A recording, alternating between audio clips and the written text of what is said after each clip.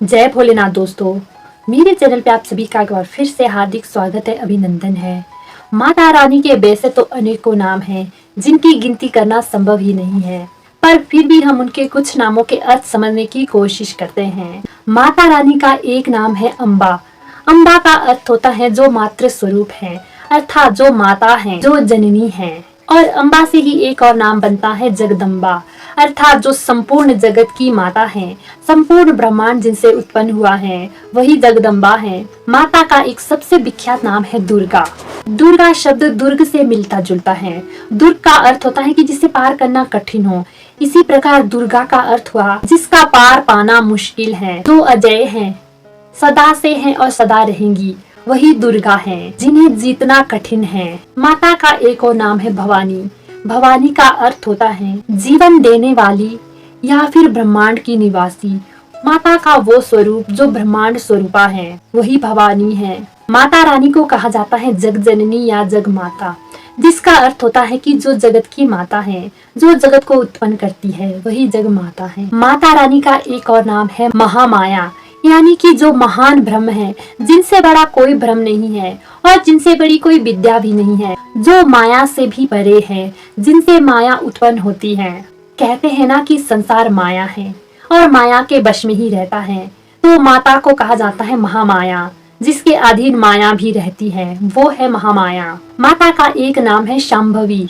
शंभु कहा जाता है भगवान शिव को, अर्थात भगवान शिव का स्त्री स्वरूप। जब भगवान शिव स्वयं स्त्री रूप में प्रकट होते हैं तो उन्हें शांभवी कहा जाता है। माँ का एक नाम है त्रिपुर सुंदरी, जो कि तीनों लोकों में सबसे सुंदर है, वही त्रिपुर सुंदरी है। भैरवी, जो सभी प्रकार के भय को दूर करती है, वही भैरवी है। महाकाली, जो काल की भी काल है, जो समय की स्वामिनी है, वो माँ महाकाली है। माँ का एक नाम है उमा, यानी कि जो परम शांत है, जो परम प्रकाशमान है और परम वैभवशाली है, वही माता उमा है। माँ का एक नाम है चामुंडा। चंड मुंड का वध करने वाली ही माँ चामुंडा है। आद्या, यानी कि जो शुरुआत है, जो आदि और अंत है, वही माँ आद्या है। माँ का एक और नाम है पराशक्ति, जिसका अर्थ है सर्वोच्च शक्ति या सर्वोच्च ऊर्जा। माँ का एक और नाम है चित्रा, जिसका अर्थ होता है परम सुंदर। भवमोचिनी, यानी कि सभी प्रकार के बंधनों से मुक्ति दिलाने वाली। त्रिनेत्रा, जो 3 नेत्रों वाली है। भव्या, यानी कि जो शानदार है और गुणवती है और परम गुण है। दक्ष कन्या, यानी कि प्रजापति दक्ष की पुत्री। सर्व विद्या, जो सभी प्रकार की विद्या है, सारी विद्या जिनका स्वरूप है। माता का एक नाम है बुद्धि, जो सर्व ज्ञाता है, जो हर प्रकार की बुद्धि है। अनंता, यानी कि वो जो अनंत है, जिसके स्वरूप का कहीं भी अंत नहीं है। अपर्णा, यानी कि जो सिर्फ पत्ते ग्रहण करती हैं।